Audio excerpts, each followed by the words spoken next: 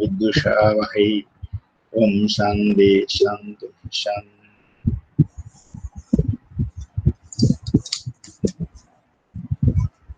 എല്ലാവരുടെയും സന്തോഷപ്രദമായ വിഷുദിനങ്ങൾ കടന്നു കഴിഞ്ഞിരിക്കുന്നു എന്ന് വിചാരിക്കാം അല്ലേ? നമുക്കെന്തായാലും പുതുവർഷത്തിൽ ഉപനിഷത്തിന്റെ ബാക്കി ഭാഗത്തിലേക്ക് പ്രവേശിക്കാം. 6-ാം അധ്യായത്തിൽ 15 ആണ് എടുക്കേണ്ടെന്ന് തോന്നുന്നു. 14 വരെയാ തോന്നി. അതെ സാർ. പുരുഷം സൗമ്യോപതാപിനം ജ്ഞാതയപര്യുപാസതേ ജാനാഫിമാം ജാനാഫിമാമിതി തസ്യ യാവന്നവാങ് മനസി സമ്പദ്യതേ മനഃപ്രാണേ പ്രാണസ്തേജസീ തേജപരസ്യം ദേവതായാം താവജ്ജാനാതി. പുരുഷം സൗമ്യ ഉപതാപിനം. സൗമ്യ സംബോധനയാണ്, അല്ലയോ സൗമ്യാണ്. ഉപതാപിനം പുരുഷം. ഉപതാപി എന്ന് വെച്ചാൽ രോഗം ബാധിച്ചിട്ടുണ്ട്. എന്താ അവിടെ രോഗം കൊണ്ട് ബാധിതനായി കിടക്കുന്ന, മൃത്യുവിനെ കാത്തു കിടക്കുന്ന ഒരു രോഗി എന്നൊക്കെ അർത്ഥം പറയാം. ഉപതാപിനം പുരുഷം.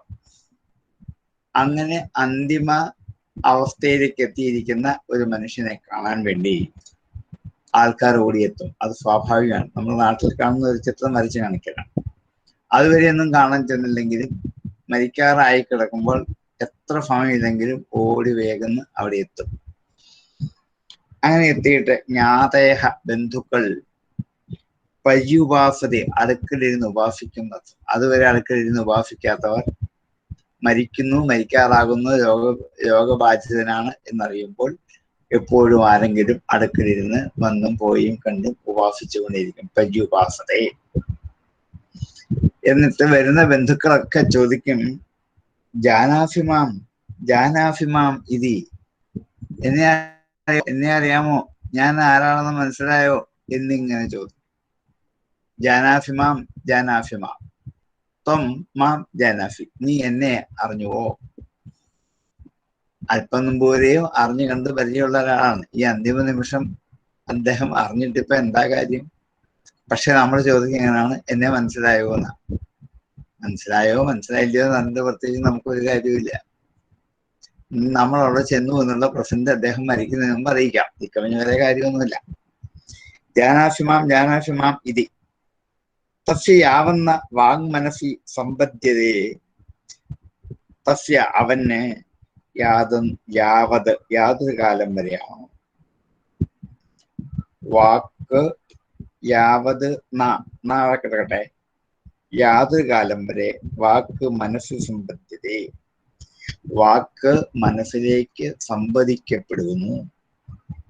വാങ് മനസ്സി സമ്പദ്യതേ മനഃപ്രാണേ, മനസ്സ് പ്രാണനിലേക്ക് സംവദിക്കപ്പെടുന്നു.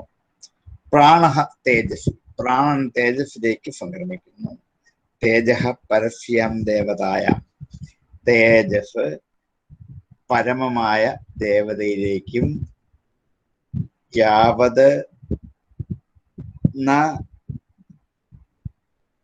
യാതൊരു കാലം വരെയാണോ സമ്പാദിക്കപ്പെടുന്നത്, സമ്പാദിക്കപ്പെടാതിരിക്കുന്നത് താവജ്ജാനാതി, അതുവരെ അറിയാം. അതായത്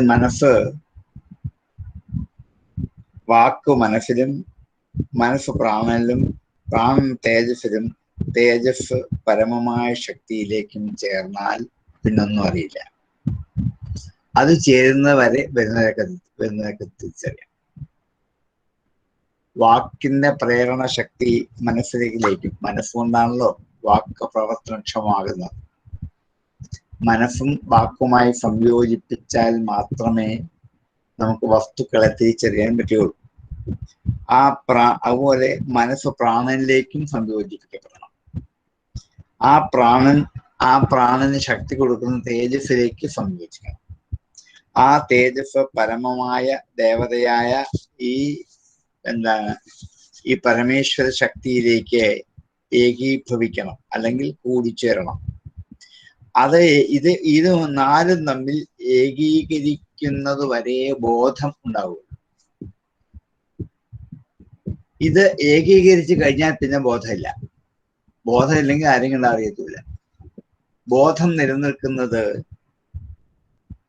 വാക്കും മനസ്സും അവർ പ്രാണനും തേജസ്സും പരമമായ ദേവതയിലേക്ക് ചേരുന്നത് വരെയാണ് ബോധമുള്ളത്. അതുവരെ ആരൊക്കെ അടുത്തെന്ന് ചോദിച്ചാലും മനസ്സിലാവും. ചേർന്ന് കഴിഞ്ഞാൽ പിന്നെ മനസ്സിലാവില്ല. കാരണം ബോധം നഷ്ടപ്പെട്ടു എന്നുള്ളത്. ബോധം എന്ന് പറയുന്നത് മനസ്സും പ്രാണനും തേജസ്സും ഒക്കെ തമ്മിൽ കൂടിച്ചേരുന്ന ഒരു ഏകീഭാവത്തിനെയാണ് നമ്മൾ വാസ്തവത്തിൽ ബോധം എന്ന് പറയുന്നത്. ആ ബോധം നഷ്ടപ്പെടുന്നത് വരെ ഇയാൾക്ക് ആൾക്കാരെ മനസ്സിലാവും. നഷ്ടപ്പെട്ടു കഴിഞ്ഞാൽ പിന്നെ മനസ്സിലാവില്ല. ആരാ വന്നത് മനസ്സിലായില്ല, എവിടെ കിടക്കുന്ന അറിയില്ല, ഒന്നും അറിയില്ല. ഇനിയും ഈ തത്വമശം മനസ്സിലാക്കാൻ ഒരു ഉപമ പറയാൻ പോവാണ് അടുത്ത ഒന്നുകൂടെ. ആ പ്രകടനത്തിലാണ് ഈ കഥ പറയുന്നത്. പുരുഷം സൗമ്യ ഉപതാപിനം ജ്ഞാതേഹ പര്യുപാസതേ ജാനാഫിമാം ഇതി തസ്യ യാവന്ന വാങ്മനസി സമ്പദ്യതേ മനഃപ്രാണേ പ്രാണസ്തേജസി തേജ പരസ്യം ദേവതായാം താവത് ജാനാതി. അതുവരെ അറിയുന്നു. യാതൊരു കാലം വരെയാണോ വാക്കു മനസ്സിലും മനസ്സ് പ്രാണനിലും പ്രാണൻ തേജസ്സിലും തേജസ് പരദേവതയിലും സമ്പദ്യതേ യാവത് സമ്പദ്യത യാതൊരു കാലം വരെ പതിക്കുന്നില്ലയോ താവത്യാനാണ്. അതുവരെ അറിയാം. അതിലേക്ക് പതിച്ചാൽ പിന്നെ അറിയില്ല. കാരണം പിന്നെ മനസ്സില്ല, പിന്നെ പ്രാണനെ തിരിച്ചറിയാനുള്ള ശക്തി ഇല്ലാണ്ടാകും. മനസ്സും പ്രാണനും കൂടെ സമ്മേളിച്ചെങ്കിൽ മാത്രമാണ് ഈ അവബോധം ഉണ്ടാകുന്നത്. അത് രണ്ടും കൂടി അതിനെ കാരണക്കാരനായ തേജസ്സിലേക്ക് എത്തിച്ചേരണം. ആ തേജസ് നമ്മളെ പ്രേരിപ്പിക്കുന്നത് ഈശ്വര ശക്തിയാണ്. അതുമായി ഒന്നിച്ചു സംയോജിപ്പിക്കുമ്പോൾ ഈ സംയോഗം നടക്കുന്നില്ലെങ്കിൽ ബോധം നഷ്ടപ്പെട്ടു, തിരിച്ചറിയില്ല. ഇങ്ങനെ ഒരു ഉപമ പറഞ്ഞാണ്. പുരുഷം സൗമ്യോപതാപിനം ജ്ഞാതയപ്പര്യുപാസതേ ജാനാഫിമാമിതി തസ്യ യാവന്ന വാങ്മനസി സമ്പദ്യതേ മനഃപ്രാണേ പ്രാണസ്തേജസി തേജപരസ്യം ദേവതായാം താവജ്ജാനാതീതി. പുരുഷം സൗമ്യോപതാപിനം ജ്ഞാതയപ്പര്യുപാസതേ ജാനാഫിമാമിതി തസ്യ യാവന്ന വാങ്മനസി സമ്പദ്യതേ മനഃപ്രാണേ പ്രാണസ്തേജസി തേജപരസ്യം ദേവതായാം താവജ്ജാനാതീതി. അഥാ യഥാസ്യ വാങ്മനസി സമ്പദ്യതേ മനഃപ്രാണേ പ്രാണസ്തേജസി തേജപരസ്യം ദേവതായാം അഥ ന ജാനാതി. അഥ അന്തരം യഥാ എപ്പോഴാണോ അസ്യ ഇവന്റെ, ഈ രോഗാതുരനായി കിടക്കുന്ന ഇവന്റെ അസ്യ വാക് മനസ്സി സമ്പദ്യതേ, വാക്ക് മനസ്സുമായി കൂടിച്ചേരുന്നു, സംവദിക്കപ്പെടുന്നു. മനഃപ്രാണേ മനസ്സ് പ്രാണനിൽ സംവദിക്കപ്പെടുന്നു. പ്രാണസ്തേജസി പ്രാണൻ തേജസ്സിൽ സംവദിക്കപ്പെടുന്നു.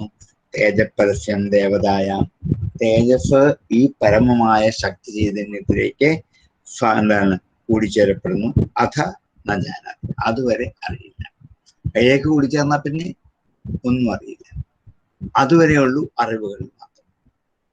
ഏതൊരു ജ്ഞാനിയിലും അങ്ങനെയാണ്, ഏതൊരു വിദ്വാന്റെയും അങ്ങനെയാണ്, ഏതൊരു മഹാന്റെയും അങ്ങനെയാണ്, ഏതൊരു യാചകന്റെയും അങ്ങനെയാണ്.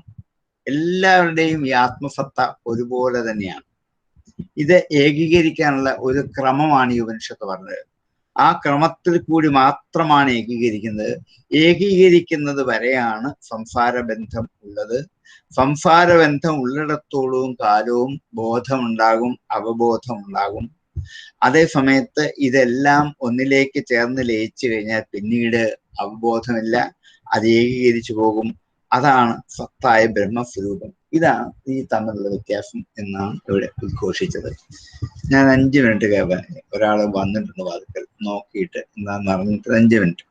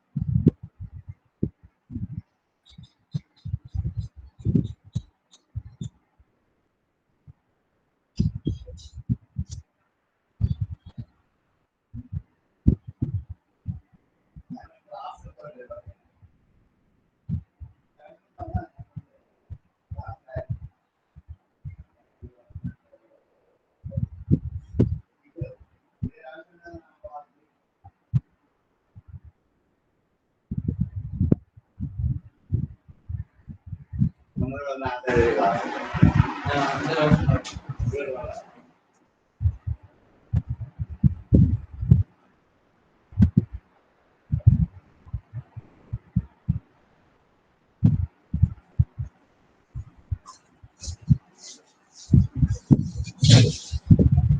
നമുക്ക് തുടങ്ങാം. അഥ യഥാസ്യവങ് മനസ്സി സമ്പദ്യതേ മനഃപ്രാണേ പ്രാണസ്തേജസീതേജ പരസ്യം ദേവതായാം അഥ ന ജാനാതി. എന്തുകൊണ്ടാണ് കാണാത്തതെന്നുള്ളതിന് കാരണം പറഞ്ഞതാണ്. ഫ യ ഏഷോ അണിമയിതദജ്ഞമിദം സർവം തത് സത്യം ഫ ആത്മാ തത്വമസി ശ്വേതകേതോ ഇതി ഭൂയ ഏവ മാ ഭഗവാൻ വിജ്ഞാപയത്വതി തഥാ ഭൂമീതി ഹോവാചാം. ഈ സൂക്ഷ്മഭാവമാണ് വാസ്തവത്തില് തത്വമസി എന്നുള്ളതിന് കാരണം. ഈ പരമാത്മ ചൈതന്യത്തിന്റെ ശക്തി തേജസ്സിലൂടെ, പ്രാണനിലൂടെ, മനസ്സിലൂടെ, വാക്കിലൂടെ അല്ല കണ്ണിലൂടെ എന്തെങ്കിലും ഇന്ദ്രിയത്തിലൂടെ ഇങ്ങനെ അനുസ്യൂതമായി പ്രവഹിച്ചിരുന്നെങ്കിൽ മാത്രമേ ഈ സാംസാരിക ജീവിതത്തിന്റെ എല്ലാ പ്രവർത്തനവും നടക്കുള്ളൂ. അതിൽ നിന്നും ഈ ഇത്രയും ചൈതന്യ ആ ഒരു ചെയിനിനെ ഉള്ളിലേക്ക് പിൻവലിച്ചു കഴിഞ്ഞാൽ പിന്നെ ഈ ബോധം ഇല്ലാണ്ടാവും. പിന്നെ അഹമ അസ്മിന്നോ തത്വമസിന്നോ മാത്രമേ കാണുകയുള്ളൂ. ഈ നിൽക്കുന്നവരെയും കണ്ടറിയത്തില്ല, പറഞ്ഞാൽ കേട്ടാൽ അത് അവർക്കത് മനസ്സിലാവുകയില്ല, ഒന്നുമില്ല. ഇത് നമ്മൾ നിത്യജീവിതത്തിൽ അനുഭവിക്കുന്ന ഒരു സംഭവ കഥ ഉദാഹരിച്ചുകൊണ്ട് തത്വമസി ബോധ്യപ്പെടുത്തുക. ഇത് ശരിക്കും അറിഞ്ഞെങ്കിൽ മാത്രമേ തത്വമസി അറിയാൻ പറ്റുള്ളൂ. അപ്പം ഞാൻ, നീ എന്ന് പറയുന്നത് അല്ലെങ്കിൽ ഞാനെന്ന് പറയുന്നത് ഈ കാണുന്ന ഇന്ദ്രിയങ്ങളല്ല, മനസ്സല്ല, പ്രാണനല്ല, ബുദ്ധിയല്ല, തേജസ്സല്ല, അതിനപ്പുറത്തുള്ള ഒരു ശക്തിയിലേക്ക് ഇത് ഏകീഭവിക്കുമ്പോൾ മാത്രമേ തിരിച്ചറിവ് ഉണ്ടാവുകയുള്ളൂ. ഇത് ഏകീഭവിക്കാത്തത്തോളവും കാലവും ഒന്നും തിരിച്ചറിയുകയില്ല. ഇത് വെവ്വേറെ നിൽക്കുമ്പോഴാണ് നമുക്ക് അറിയാം. ഇതെല്ലാം കൂടി ഒന്നിലേക്ക് ലയിച്ചാൽ പിന്നെ മനസ്സില്ല, ബുദ്ധിയില്ല, പ്രാണനില്ല, ഇതൊന്നുമില്ല. ഇതൊക്കെ പ്രവർത്തിക്കുന്ന തോന്നൽ ഇല്ലണ്ടാവും. അതിന് കാരണക്കാരൻ ഈ ചൈതന്യ ശക്തിയാണ്. അത് സൂക്ഷ്മ സ്വരൂപമാണ്. അതാണ് സത്യം. അതാണ് എല്ലാറ്റിൻ്റെയും ആത്മസ്വരൂപം. അതുകൊണ്ട് ഹേ ശ്വേതകേതു, അത് നീ തന്നെയാകുന്നു. ഫയഹ ഏഷോ അണിമ, ഇതാണ് ഏറ്റവും അണിമ, ഏറ്റവും ചെറുത്. ഐതതത്വമിദം സർവം, ഇതെല്ലാം എല്ലാറ്റിനോടും ഏകതാനതയെ പ്രാപിക്കും. ഈ സൂക്ഷ്മമായ ആത്മതത്വത്തോട് എല്ലാം ഏകാത്മതയെ പ്രാപിച്ചു. ഐകതാത്മ്യമിദം സർവം, ഇതാണ് സത്യം. തത് സത്യം സ ആത്മാ, അതാണ് ആത്മാവ്. തത്വമശ്വേതകേതു ഇത് ഭൂയേവ മാ ഭഗവാൻ വിജ്ഞാപയതു. ഇത് എനിക്ക് ബോധ്യമായി, പക്ഷെങ്കിൽ വീണ്ടും അങ്ങ് ഒന്നുകൂടി വിസ്തരിച്ച് പറഞ്ഞു തരൂ എന്ന് വീണ്ടും ചോദിക്കും. അടുത്തൊരു ഉദാഹരണത്തെ കൂടിയാണ് തത്വമസി ബോധ്യപ്പെടുത്തുന്നത്. ഇത് നിത്യജീവിതവുമായിട്ട് ബന്ധപ്പെട്ട മരണശീലിൽ കിടക്കുന്ന രോഗിയുടെ അടുക്കൽ ചെന്നിട്ട് എന്നെ മനസ്സിലായോ എന്ന് ബന്ധുക്കൾ വീണ്ടും വീണ്ടും ചോദിക്കുമ്പോൾ അദ്ദേഹത്തിന് മനസ്സിലാകണമെങ്കിൽ അദ്ദേഹത്തിന്റെ വാക്കും ബുദ്ധിയും കണ്ണും എല്ലാം പ്രാണനിൽ കൂടി ബുദ്ധിയിലൂടെ അത് ഈ തേജസ്സിലൂടെ പരമാത്മ ചൈതന്യത്തിലേക്ക് ലയിച്ചാൽ അല്ലെങ്കിൽ അടങ്ങിയാൽ ബോധം നഷ്ടപ്പെട്ടാൽ പിന്നെ മനസ്സിലാവില്ല. ഈ ഒരു ചെയിനെയാണ് ബോധം എന്ന് വിളിക്കുന്നത്. ഈ ഒരു ചെയിനിൽ എത്തിച്ചേർന്ന് അന്തിമമായ ഈശ്വര ചൈതന്യത്തിലാണ്. ആ ചൈതന്യമാണ് ബ്രഹ്മം എന്ന് വിളിക്കുന്നത്. അതുകൊണ്ട് ശ്വേതകേതു അത് നീ തന്നെയാണ്. തത് ത്വം അസി എന്ന് ബോധ്യപ്പെടുത്താൻ ഒരു ഉപകരണമാണ്. ഫ യ ഏഷോ അണിമൈതത്മ്യമിദം സർവം തത് സത്യം ഫ ആത്മാ തത്വമസി ശ്വേതകേതോ ഇതി ഭൂയേവ മാ ഭഗവാൻ വിജ്ഞാപയത്വതി തഥാ ഭൂമിയേതി ഹോവാച. വീണ്ടും ഇതിനു മുമ്പ് പല പ്രാവശ്യം ആവർത്തിച്ച മന്ത്രമാണ്. അവസാനത്തെ വരി എല്ലാ മന്ത്രത്തിലും ഒന്ന് തന്നെയാണ്. അത് വീണ്ടും ആവർത്തിച്ചു. അടുത്ത 16-ാമത്തെ ഖണ്ഡത്തില് ഇനി എനിക്ക് പറഞ്ഞു തരൂ എന്നാണ് ആവശ്യപ്പെട്ടത്. ശരി, കേട്ടോളൂ സൗമ്യ, ഞാൻ പറയാം എന്ന് പറഞ്ഞ ഗുരു 16-ാമത്തെ പ്രാവശ്യം വീണ്ടും പറയാൻ പോവാണ്. പുരുഷം സൗമ്യോദഹസ്തഗൃഹീതവാന ഇന്ത്യ അപഹാർഷീത് സ്ഥേയമകാർഷീത് പരശുമസ്മൈ തപതേതി ഫയതി തസ്യ കർത്താ ഭവതി തത ഏവാനതമാത്മാനം കുരുതേ സോ അനതാഭിസന്ധോ അനതേന ആത്മാനമന്തർധായ പരശും ദത്തം പ്രതിഗൃഹാതി സദഹ്യതേ യഥഹന്യതേ. പുരുഷം സൗമ്യ അത, ഹേ സൗമ്യ, അല്ലയോ സൗമ്യ, ഹസ്തഗൃഹീതമാന പുരുഷം, ഹസ്തഗൃഹീതം ആനയന്തി അപഹാർഷീത് സൗമ്യ അതഃ, അല്ലയോ സൗമ്യ, സൗമ്യ ഉത, സൗമ്യോത, ഉത എന്ന് വെച്ചാൽ അല്ലെങ്കിൽ, ഹേ സൗമ്യ അല്ലെങ്കിൽ മറ്റൊന്ന് പറയാം, കേട്ടോളൂ. ഹസ്തഗൃഹീതം പുരുഷം, കൈകൾ കെട്ടിയിരിക്കുന്ന ഒരു പുരുഷനെ ഹസ്തഗൃഹീതം പുരുഷം, ഹസ്തം കയ്യെ, ഹസ്തഗൃഹീതം പുരുഷം കൈ കെട്ടിക്കൊണ്ടുവന്നിരിക്കുന്ന ഒരു പുരുഷനെ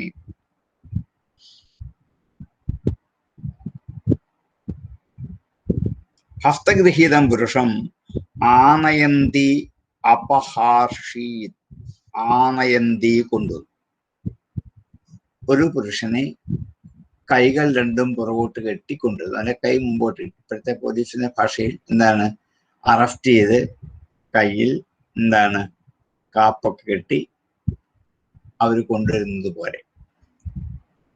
ഹസ്തഗൃഹീതം ആനയന്തി അപഹാർഷീത്, എന്തിനാണ് അപഹരിച്ചത്?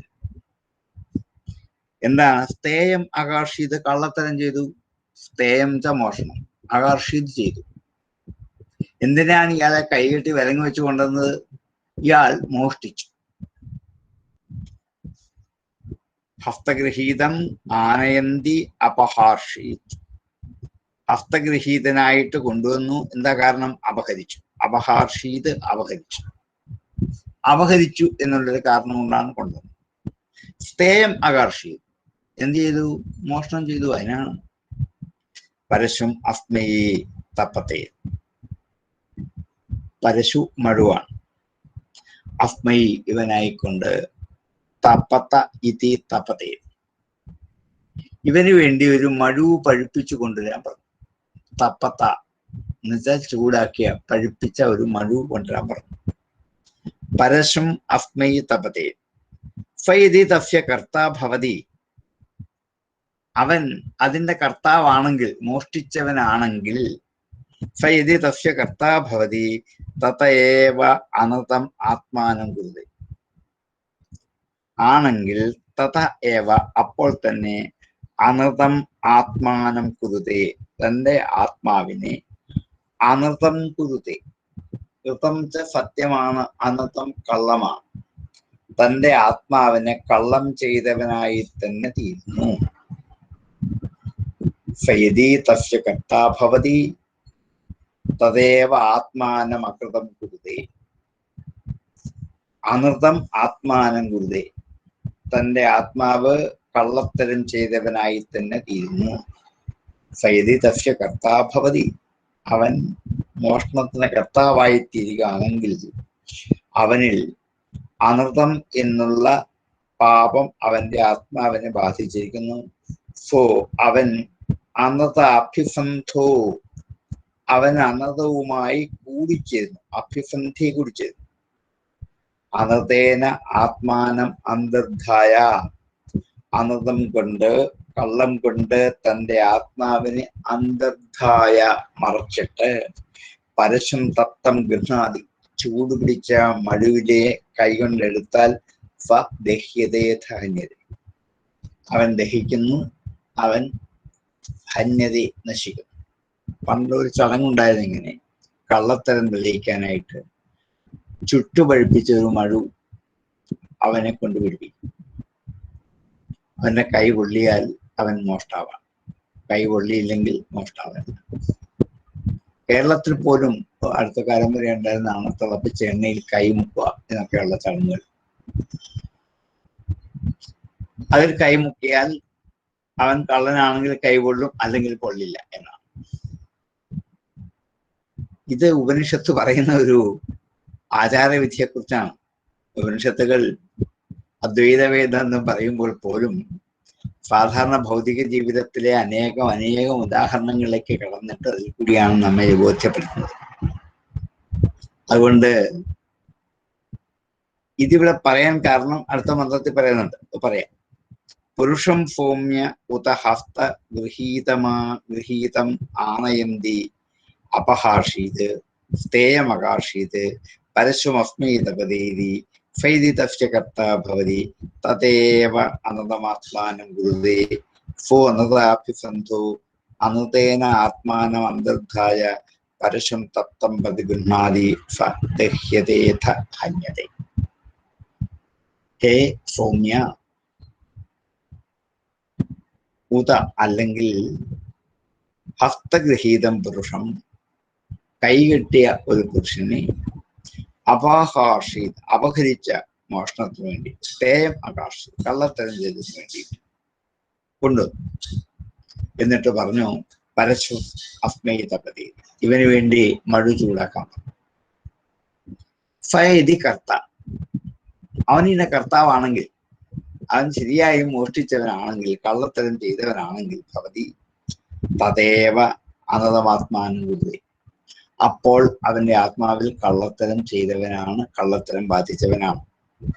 ഫോ അനതാഭിസന്ധ, അവൻ അനന്തവുമായി അഭിസന്ധി ചെയ്തവനാണ്, കള്ളത്തരവുമായി കൂടിച്ചേർന്നവനാണ്. അനതേന ആത്മാനം അന്തർധായ, അങ്ങനെയുള്ള അവൻ ഈ കള്ളത്തരം കൊണ്ട് തന്റെ ആത്മാവിനെ മറച്ചു പിടിപ്പിച്ചാൽ, ഞാൻ അല്ല ചെയ്തതെന്ന് പറയാൻ പുറപ്പെട്ടാൽ, പരശും തത്വം പതുകിണ്ണാതി, ഒന്നും ചെയ്യേണ്ട, ആ പരശുവിലേക്ക് അവന്റെ കൈയൊന്ന് പിടിപ്പിച്ചാൽ മതി. ദഹ്യത, കള്ളത്തരം ചെയ്തവനാണെങ്കിൽ, അവന്റെ ആത്മാവിനെ കള്ളത്തരം ബാധിച്ചതാണെങ്കിൽ, അവന് കള്ളത്തരവുമായി അഭിസന്ധി ഉള്ളവനാണെങ്കിൽ, എത്രയൊക്കെ അവന്റെ കള്ളത്തരത്തെ മറച്ചു പിടിച്ചാലും ആ ചൂടുപിടിച്ച പരശുവിലേക്ക് കൈ പിടിക്കുമ്പോൾ ഫദഹ്യത, ദഹിക്കും, ഉറപ്പാണ്. അഥ ഹന്യത, വേണമെങ്കിൽ മരിക്കുകയും ചെയ്തു. ഇത്രയും സംഭവിച്ചേക്കാം. എന്തുകൊണ്ടാണ് ഇത്രയും പ്രക്രിയകൾ സംഭവിക്കുന്നത് എന്ന് പറയാൻ പുറപ്പെടുകയാണ്. പുരുഷം സൗമ്യോതഹസ്തേ ഗൃഹീതമാനേ പുരുഷം സൗമ്യോതഹസ്തഗൃഹീതം ആനയന്ത്യപഹാർഷീത് സ്ഥേജമകാർഷീത് പരശുമസ്മൈതപദേതി ഫൈദിതസ്യ കർത്താ ഭവതി തദേവാനതമാത്മാനം ഗുരുതേ ഫോനതാഭിസന്ധോ അനതേന ആത്മാനമന്തർധായ പരശം തത്തം പതിഗുണാതി സ്വദഹ്യതേഥ ഹന്യതേ. പുരുഷം സൗമ്യോതഹസ്ത ഗൃഹീതം ആനയന്ത്യപഹാർഷീത് സ്ഥേയമകാർഷീത് പരശുമസ്മൈതപദേതി ഫൈദിതസ്യ കർത്താ ഭവതി തദേവാനതമാത്മാനം ഗുരുതേ ഫോനതാഭിസന്ധോ അനതേന ആത്മാനമന്തർധായ പരശം തത്തം പതിഗുണാതി സ്വദഹ്യതേഥ ഹന്യതേ. പുരുഷം സൗമ്യോതഹസ്തഗൃഹീതം ആനയന്ത്യപഹാർഷീത് സ്ഥേയമകാർഷീത് പരശുമസ്മൈതപദേതി ഫൈദിതസ്യ കർത്താ ഭവതി തദേവാനതമാത്മാനം ഗുരുതേ ഫോനതാഭിസന്ധോ അനതേനാത്മാനം അന്തർധായ പരശം തത്തം പതിഗുണാതി ദഹ്യതേഥ ഹന്യതേ. അവനെ ദഹിപ്പിക്കുന്നു, അവനെ ശിക്ഷിക്കപ്പെടുന്നു രാജാവിനാൽ. അഥേതി തസ്യാകർത്താ ഭവതി തദേവ സത്യമാത്മാനം ഗുരുതേ സത്യാഭിഗന്ധ സത്യേന ആത്മാനമന്തർധായ പരശം തത്തം പതിഗുണാതി ന സദഹ്യതേഥമുച്യത്തെ. അഥ യദി തസ്യ അകർത്താ ഭവതി, ആ മോഷണത്തിന്റെ കർത്താവ് അല്ലെങ്കിൽ, മോഷ്ടിച്ചവനല്ലെങ്കിൽ, തസ്യ അകർത്താ ഭവതി, തസ്യ സ്ഥേയസ്യ അകർത്താ ഭവതി, ആ സ്ഥേയത്തിന് കർത്താവല്ലെങ്കിൽ, തദൈവ അപ്പൊ തന്നെ സത്യം ആത്മാനം ഗുരുതേ, അപ്പൊ തന്നെ അവൻ തന്റെ ആത്മാവിനെ സത്യമാക്കി മാറ്റും. സത്യ അഭിസന്ധ, സത്യവുമായി കൂട്ടിച്ചേർക്കും. സത്യേന ആത്മാനം അന്തർധായ, സത്യം കൊണ്ട് തന്റെ ആത്മാവിനെ അന്തർധാനം ചെയ്ത് മറച്ചിട്ട് പരശുന്തത്വം പ്രതികുമാറി. ചൂടുപിടിച്ച മഴു കയ്യിലെടുക്കുന്നു. നസദഹ്യതേ, അവൻ ദഹിക്കില്ല. അഥമുച്ഛതേ, മോചിപ്പിക്കപ്പെടുന്നു. അവനെ കൈയഴിച്ചുവിടും. ഇത് സാധാരണ കാണുന്ന ഒരു സംഭവം ഉദാഹരിച്ചതാണ്. അഥ യദീതസ്യാകർത്താ ഭവതി തദേവ സത്യമാത്മാനം ഗുരുതേ സത്യാഭിസന്ധ സത്യേന ആത്മാനമന്തദ്ധായ പരശും തപ്തം പ്രതിഗൃഹാതി അസ ദഹ്യതേഥമുച്യതേ. അഥ യദി തസ്യ കർത്താ ഭവതി തദേവ സത്യമാത്മാനം ഗുരുതേ സത്യാഭിസന്ധ സത്യേനാത്മാനമന്തദ്ധായ പരശും തപ്തം പ്രതിഗൃഹാതി അസ ദഹ്യതേ അഥ മുച്യതേ.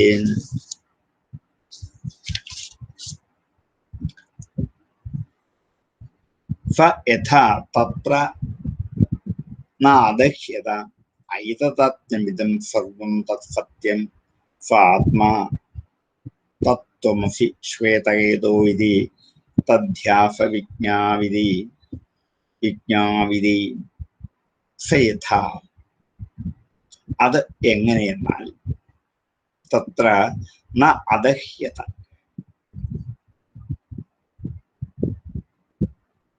അവൻ ദഹിക്കാതിരുന്നാൽ, അവന്റെ കൈ പൊള്ളാതിരുന്നാൽ, തത്ര ന അദഹ്യത, അവിടെ തസ്യ ഹസ്തം, അവന്റെ കൈയ്യ് ന അദഹ്യത, പൊള്ളാതിരുന്നാൽ, ഐതദാത്മ്യമിദം സർവം തത് സത്യം, അവൻ ഇതോടെല്ലാം കൂടിച്ചേരുന്ന ആത്മാവോട് കൂടിയവനാകും. ഐതദാത്മ്യമിദം സർവം, ഏതത് ആത്മാ ഐതദാത്മാ നേരത്തെ വന്നാണ്. അപ്പൊ അവന്റെ ഈ കാണുന്ന ജഗത്ത് മുഴുവനും അവന്റെ ആത്മാവാണ് എന്ന്, ഈ ജഗത്തിലെ സമസ്ത ചൈതന്യവുമായി അവൻ ഏകാത്മതപ്പെടും, ഏകാത്മഭാവത്തിലായിത്തീരും. അവിടെ ഞാൻ എന്നുള്ള വ്യക്തിസത്ത ഇല്ലണ്ടാവും. ഐതദാത്മ്യമിദം സർവം തത് സത്യം, അതാണ് സത്യം. സ ആത്മാ, അതാണ് ആത്മാവ്. തത് ത്വം അസി, അതാണ് നീയാകുന്നത്. ശ്വേതകേതോ ഇതി. കാരണം അവൻ ഉള്ളിൽ കള്ളത്തരം ചെയ്തവനാണ് എന്ന അവന്റെ ആത്മാവുമായി കള്ളത്തരത്തിന് അഭിസന്ധാനമുണ്ടായി ബന്ധപ്പെട്ടാൽ അവന്റെ ആത്മസത്തയെ കള്ളത്തരം കൊണ്ട് മറച്ചു പിടിച്ചിട്ട് അവന്റെ കൈ പൊള്ളാൻ കാരണമായിത്തീരും.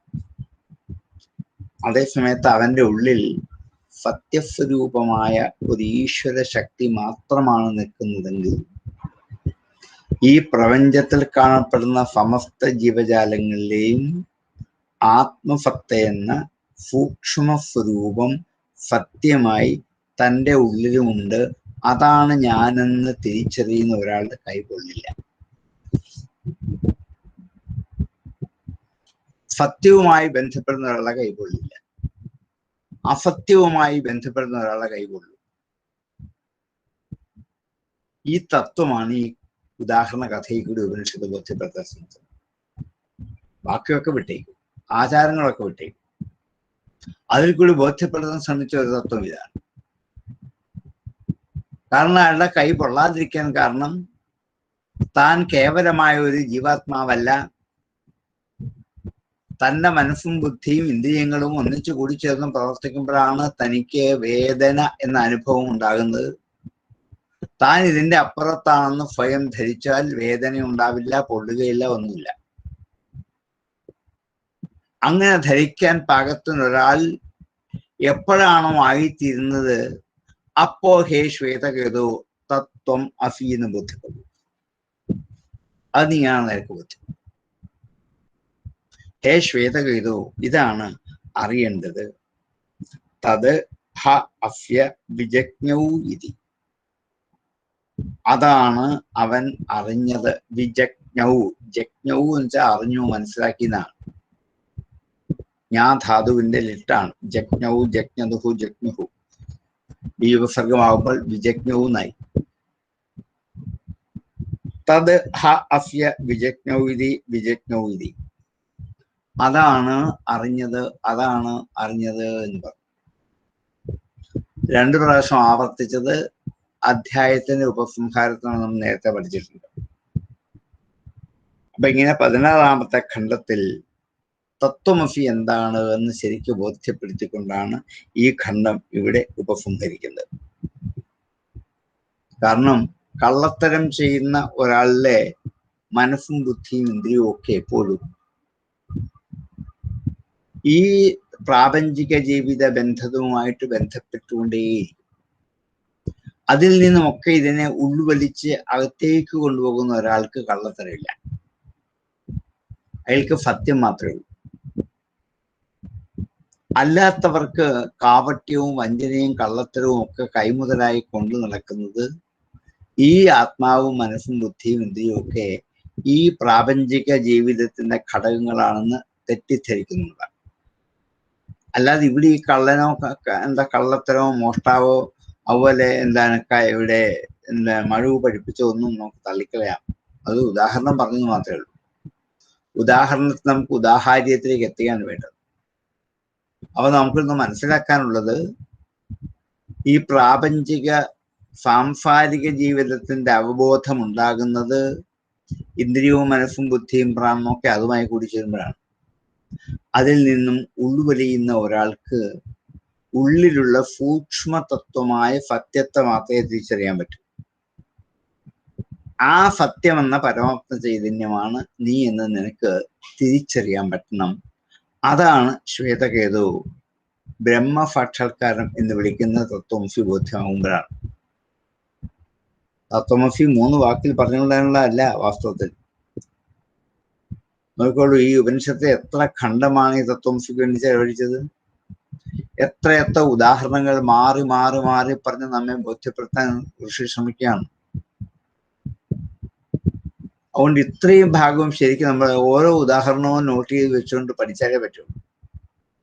ഓരോ ഉദാഹരണത്തിലും ഈ പ്രപഞ്ചത്തിന്റെ നിയാമകമായ ശക്തി അത് സത്യമാണ്, അതുമായിട്ട് ഐകതാത്മ്യമിതം സർവം, ഏകാത്മതാഭാവത്തെ പ്രാപിച്ചു കഴിയുന്ന ഒരാൾക്ക് പ്രാപഞ്ചിക ബോധം നഷ്ടപ്പെടുക തന്നെ ചെയ്യും. അത് നഷ്ടപ്പെട്ട പിന്നെ അയാളെ ഇതൊന്നും ബാധിക്കില്ല. അപ്പോൾ അയാൾക്ക് തത്വമസിന്ന് സ്വയം ഭക്ഷിക്കും. അതുവരെ അറിയാൻ പറ്റില്ല. നമുക്കറിയാൻ പറ്റാത്തത് നമ്മളിപ്പോഴും പ്രാപഞ്ചിക ജീവിതത്തിന്റെ ഓരോ ഘടകങ്ങളുമായി ബന്ധപ്പെട്ടുകൊണ്ടേയിരിക്കുകയാണ്. അതിന് നമുക്ക് ഉൾവലിയാൻ പറ്റില്ല. അതിന് എപ്പോഴാണോ നമ്മൾ ഉൾവലിഞ്ഞ് അകത്തേക്ക് കയറി പോകുന്നത് അപ്പോൾ മനസ്സിലാകും തത്വമസി.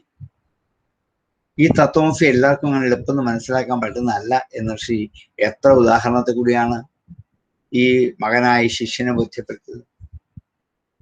മനസ്സിലാക്കൂ ശ്വേതകേതു. ശ്വേതകേതു ഓരോ ഉദാഹരണം കണ്ടും മനസ്സിലായില്ല.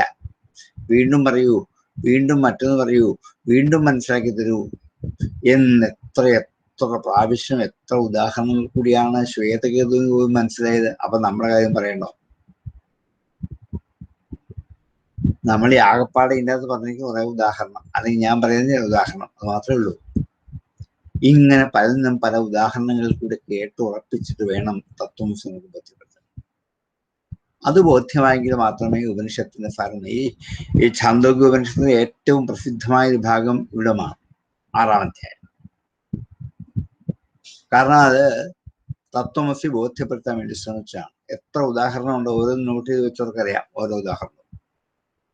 ആ ഉദാഹരണങ്ങളിൽ കൂടിയൊക്കെ ഞാൻ പ്രാപഞ്ചികമായ ജീവിതത്തിന്റെ ഭൗതിക സത്തയല്ല, ഭൗതിക സത്തയാണെന്ന് എപ്പോ തോന്നുന്നു അപ്പോൾ ഈ പ്രപഞ്ചഗതമായ എല്ലാ അനുഭവങ്ങളും അനുഭവിച്ചുകൊണ്ട്, ഇതല്ല എന്ന് തോന്നിയാൽ ഈ അനുഭവം നമ്മളെ ബാധിക്കത്തില്ല. അതുകൊണ്ടാണ് ആത്മാവ് സത്യമാണെന്ന് കാണിക്കാൻ വേണ്ടി ഒരു കള്ളം ചെയ്തതിന്റെ കഥയും കൂടി കൊണ്ടുവന്നത് കൊണ്ടാണ്. അനർത്ഥമാണ്, കള്ളത്തരമാണ് ഈ പ്രപഞ്ചത്തെ അനുഭവിച്ചു വരുന്ന മുഴുവൻ എന്ന് മനസ്സിലാക്കിയിട്ട് ഋതമാണ് സത്യം, അതിനെയാണ് ഉപാസിക്കുന്നത്.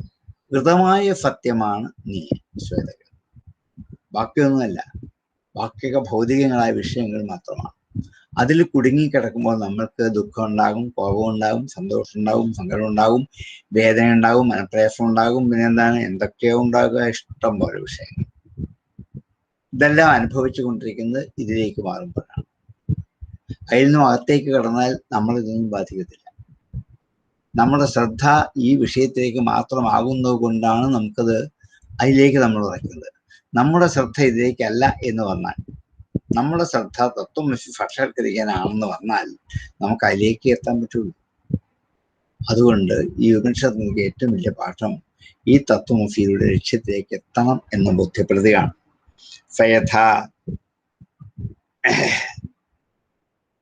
നാദഹ്യത ഐതദജ്ഞമിദം സർവം തത്സത്യം സ്വാത്മാ തത്വമസി ശ്വേതകേതോ വിധി തദ്ധാസ്യ വിജജ്ഞാവിധി വിജജ്ഞാവിധി സയഥാ തത്ര നാദഹ്യത ഐതദജ്ഞമിദം സർവം തത്സത്യം സ്വാത്മാ തത്വമസി ശ്വേതകേതോ വിധി തദ്ധാസ്യ വിജജ്ഞാവിധി വിജജ്ഞാവിധി സയഥാ തത്ര നാദഹ്യത ഐതദജ്ഞമിദം സർവം തത്സത്യം സ്വാത്മാ തത്വമസി ശ്വേതകേതോ വിധി തദ്ധാസ്യ വിജജ്ഞാവിധി വിജജ്ഞാവിധി ഇത് ഷോഡശഖണ്ഡ. ഇത് ഷഷ്ഠോധ്യായ സമാപ്ത.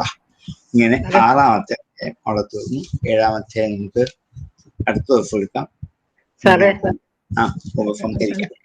സംശയമുണ്ട്. ഇത് ജീവാത്മാവും പരമാത്മാവും ഒന്ന് തന്നെയാണോ കാണിക്കുന്നത്? അതെ,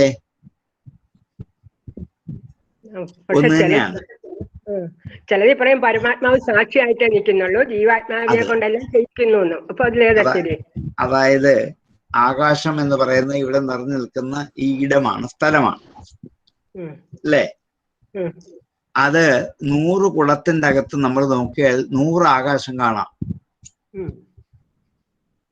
ഈ 100 കുളത്തിലുള്ള ആകാശങ്ങളെ ജീവാത്മാവെന്ന് വിളിക്കാം, മറ്റേത് പരമാത്മാവെന്ന് വിളിക്കാം. ഈ കുളമടഞ്ഞാൽ ഈ കുളത്തിലുള്ള ആകാശം ഈ പ്രകൃതിയിലെ ആകാശത്തിലേക്ക് ലയിക്കേ? ഒന്നല്ലേ ഇത്? രണ്ടല്ലല്ലോ. ഉപാധി കൊണ്ട് രണ്ടായിട്ട് തോന്നിച്ചതല്ലേ? ശരിക്കും ഒന്ന് തന്നെയാണ്. ആണ്. ഉപാധി കൊണ്ട് ജീവത്വം പ്രാപിച്ച് രണ്ടായിട്ട് തോന്നിക്കുന്നതാണ്. അതുകൊണ്ടാണ് ഈ ആകാശത്തിന് കഥ എപ്പോഴും ഉപനിഷത്ത് പറയുന്നത്. ഒരേ ആകാശം തന്നെയാണ്, ആകാശം കൂടെ പലതില്ല. പക്ഷെ കുളത്തിലെ സ്ഥലം, വീട്ടിലെ സ്ഥലം, മുറിക്കുള്ള സ്ഥലം എന്നൊക്കെ നമ്മൾ എന്ത് ചെയ്യുന്നുണ്ട്? പേര് പറയുന്നുണ്ട്. ആ പേര് പറയുന്നത് ജീവത്വമായ ഉപാധി കൊണ്ട് മാത്രം പറയുന്നതാണ്. അത് നഷ്ടപ്പെട്ടാൽ പിന്നെ മഹാകാശം മാത്രമേ ഉള്ളൂ. അപ്പൊ വാസ്തവത്തിൽ നമ്മൾ വ്യവഹാരത്തിൽ മാത്രമേ ഉള്ളൂ രണ്ട്, ആത്യന്തികമായും വസ്തു ഒന്നേ ഉള്ളൂ. വ്യവഹാരത്തിൽ രണ്ടെന്ന് ഉദ്ദേശിക്കുന്നത് അങ്ങനെ എന്താണ്? ഘടാകാശം, മഠാകാശം എന്നൊക്കെ പറയില്ലേ? ഈ പാത്രത്തിലെ വെള്ളം, ആ പാത്രത്തിലെ വെള്ളം, ഈ പാത്രത്തിലെ വെള്ളം, ഈ മുറിക്കുള്ളിലെ സ്ഥലം, ആ മുറിക്കുള്ളിലെ സ്ഥലം എന്നിങ്ങനെ നമ്മൾ എന്ത് ചെയ്യാണ്? വാസ്തവത്തിൽ അങ്ങനെ ഉണ്ടോ? ഇല്ലല്ലോ. വേർതിരിച്ച് നമുക്ക് ഉപയോഗിക്കാൻ പറ്റും. അതുകൊണ്ടാ നമ്മുടെ ഉപയോഗത്തിന് വേണ്ടിയിട്ടാണ് വേർതിരിച്ചു തന്നത്. അപ്പൊ വാസ്തവത്തിൽ ഒന്ന് തന്നെയാണ്, രണ്ടെന്ന് നമുക്ക് തോന്നുന്നതാണ്. അതുകൊണ്ടാണ് അജ്ഞാനം കൊണ്ടാണ്, അറിവില്ലായ്മ കൊണ്ടാണെന്നൊക്കെ പറയുന്നത്. കൊണ്ടാണ് അതിന് മായ എന്നൊക്കെ പറഞ്ഞത് മാത്രമേ ഉള്ളൂ. മായെന്ന് ചേർക്കുന്നത് മാത്രമേ ഉള്ളൂ. ശരിക്കും പറഞ്ഞു രണ്ടും ഒന്ന് തന്നെ. അതെ. പിന്നെ തേജസ് എന്താ സാറേ? മനസ്സും കിട്ടി തേജസ്സിലേക്ക് ലയിക്കുന്നു എന്ന് പറയുമ്പോൾ പ്രാണൻ തേജസ്സിൽ ലയിക്കുന്ന തേജസ് എന്താ? ഈ തേജസ് എന്ന പ്രകാശമാണ് ഇതിന് കാരണമാകുന്നത്. ആത്മചൈതന്യത്തിന്റെ പ്രകാശമാണ് ഈ തേജസ്. ആത്മചൈതന്യം തന്നെ അല്ലേ? അത് തന്നെയാണ്. അത് പ്രകാശത്തെ കൂടിയല്ലേ അറിയാൻ പറ്റും. അതുകൊണ്ട് പ്രകാശം എന്ന് പറഞ്ഞത് മാത്രമേ ഉള്ളൂ.